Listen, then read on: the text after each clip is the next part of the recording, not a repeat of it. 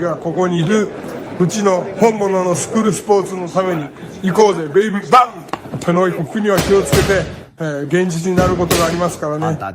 All right, so we're going to continue the long tradition of covering Japanese boxing here on True School Sports. True School Sports, the #1 source for Japanese boxing in the USA. It's your boy BT.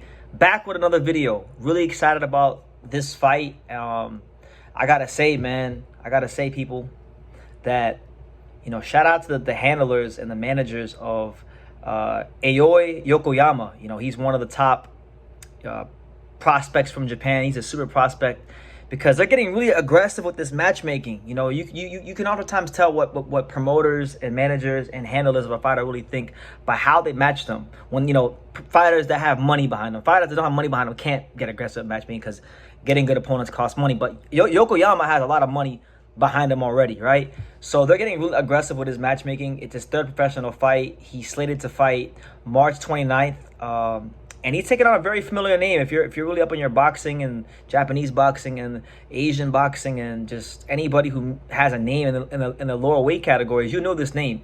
He's taking on former world title challenger and the hard-punching Filipino knockout artist, Giemel Magramo. Yes, Yokoyama is getting thrown into the deep end in his third pro fight. For those of you who don't remember Magramo, let me refresh your memory. Magramo fought Anthony Olaskuaga in 2023.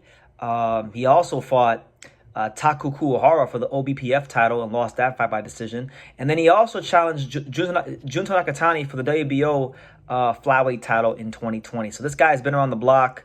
He's mixed it at a pretty good level as far as, you know, in Asia.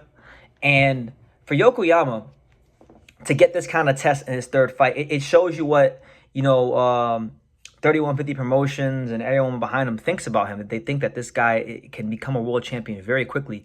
And, you know, when you look at Magramo right now, if you look at the rankings, if you just take a quick check under the hood of the rankings at super flyweight, Magramo is ranked number 15 in the WBC. So that being said, that's where he's ranked. If he beats Magramo, he's gonna get ranked in the WBC rankings, which means that Yokoyama is going to be going the Bam Rodriguez route. So look out for that. That could be an interesting storyline. You know, I don't see why this guy can't be a world champion by his fifth or sixth fight. I mean, you look at the way he fights. Boxing skills are very high. Punching power is very high. Explosiveness is very high. Defensively, he's actually pretty well polished for being so young. He's just that's the word I'll use with Yokoyama. He's very, very polished at a young age, and we're gonna see just how polished he is when he fights Magramo, because Magramo is experienced. He's a veteran. He knows. He's been there with a lot of high-level fighters, particularly high-level fighters from Japan. And look, Magramo's gonna have some pride here. Like he's lost to Nakatani, he's lost to Takuku Ohara, and he's lost to Anthony Olaskuaga. He's probably tired of losing these big fights, and he's got to feel, at least I would feel this way if I was in his shoes, he's got to feel at least a little bit of disrespect, some contempt towards the Japanese matchmakers who think he's such easy work that they're going to match this little 2-0 fighter with him. Come on, man. Magramo got to come with that smoke for Yokoyama. So I'm really excited for this fight because I think it's going to be an explosive fight for boxing. And it's going to tell us right off the bat, you know, who is Aoi Yokoyama? Is he really going to be that next Japanese phenom that people in Japan were telling me while I was over there that he is?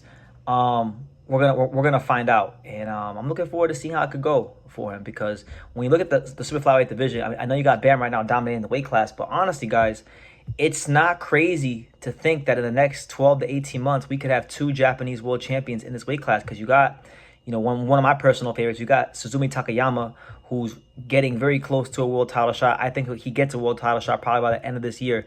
He could be a champion, right? And then you got Yokoyama, who's on the fast track. So, you know, those are 2 fighters that I'm looking at right now, and they both train at Watanabe Boxing Gym. Those are 2 fighters that I think could be champions in this weight class in the next 18 months, and I think it'd be really exciting for Japanese boxing. But yeah, man, I'm really I'm a little surprised, because I knew that they had a big plans for Yokoyama. Like, I knew that they were going to go ahead and make him be a fighter that's on the fast track, but I didn't think it would be this soon. I was thinking, like, okay, Yokoyama will probably get fast tracked to win a world title in his somewhere between his 8th and his 10th fight. But if they're matching if they're matching this kid up with Giemel Magramo in his, what is it now, his 3rd professional fight, and mind you, Yokoyama in his last fight, he was a headliner fight. So how many times you guys hear about a fighter headlining a card in the 2nd fight?